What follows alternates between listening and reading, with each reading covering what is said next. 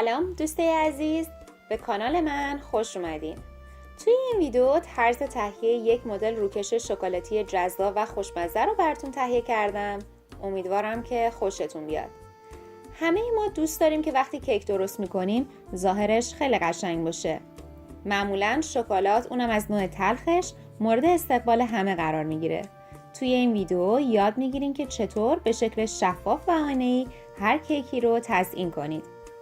مواد لازم: آرد 2.1/4 پیمانه، شکر قهوه‌ای 2/3 پیمانه، نمک 1/2 قاشق چایخوری، بیکینگ پودر 2 قاشق چایخوری، عصاره وانیل 2 قاشق چایخوری، کره 1/2 پیمانه، شیر 1 پیمانه، تخم مرغ 2 عدد و گردو تست شده 1/2 پیمانه. برای روکش شکلاتی 10 گرم پودر ژلاتین، 50 میلی لیتر آب، 170 گرم شکلات خرد شده، 150 گرم شکر، 25 گرم پودر کاکائو بدون شکر، 100 گرم شیر تقلیص شده و 100 میلی لیتر آب. من امروز میخوام یک کیک گردویی درست کنم. ابتدا شکر رو به همراه تخم مرغ و کره با همزن به مدت 5 دقیقه میزنم تا یک مایه کرم رنگ ایجاد بشه. بعد وانیل و شیر رو اضافه میکنم.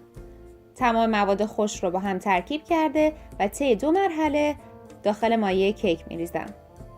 نکته مهم در رابطه با گردو این هست که بهتر گردوها رو به مدت 10 دقیقه داخل فر با دمای 170 درجه سانتیگراد تست کرده و بعد اونها رو خرد کنید و داخل مایه کیک بریزید. مایه کیک رو داخل یک قالب گرد 20 سانتی میریزم و به مدت 35 دقیقه داخل فر با دمای 180 درجه سانتیگراد قرار میدم.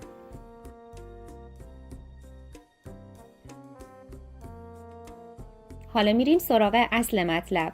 بله، روکش شکلاتی خوشمزه. پودر ژلاتین رو با 50 میلی لیتر آب سرد ترکیب میکنم و به مدت 10 دقیقه اون رو کنار میذارم. داخل یک ظرف کوچیک شکر رو به همراه پودر کاکائو، شیر تقلیص شده و آب ترکیب میکنم. روی حرارت ملایم گاز میذارم تا سس شکلاتی شروع کنه به جوش اومدن.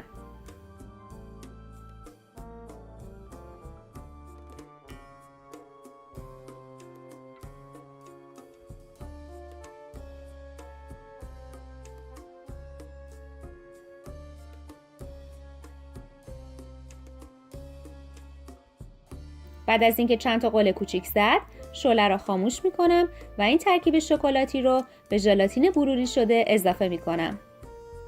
سس رو خوب هم میزنم تا ژلاتین کاملا حل بشه.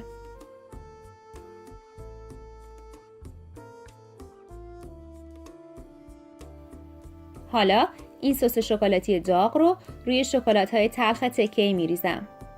برای اینکه مطمئن شیم سس ما کاملا یک دسته، اون رو داخل دستگاه میکسر میریزم و چند پالس میزنم.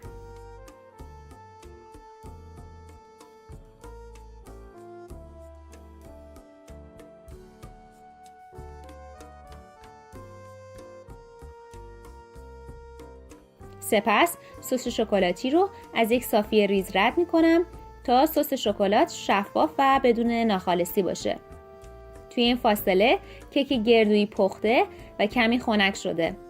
کمربند قالبم رو باز میکنم، قالب رو روی یک پایه میذارم و سس شکلات رو روی کیک میریزم. حضور ژلاتین در سس باعث میشه که بعد از خنک شدن روکش کیکتون کاملا شفاف بشه، طوری که انگار یک قناد حرفه‌ای کیک رو تزیین کرده. حالا با میوه و یا گردوی خرد شده کیک رو تزیین میکنم و آماده سرو. امیدوارم که از این ویدیو هم خوشتون اومده باشه. حتما این سس شکلاتی خوشمزه رو درست کنید و لذت ببرید. همچنین خوشحال میشم که این ویدیو رو لایک کنید، با دیگران به اشتراک بذارید و برای دریافت ویدیوها به روز فراموش نکنید که سابسکرایب کنید.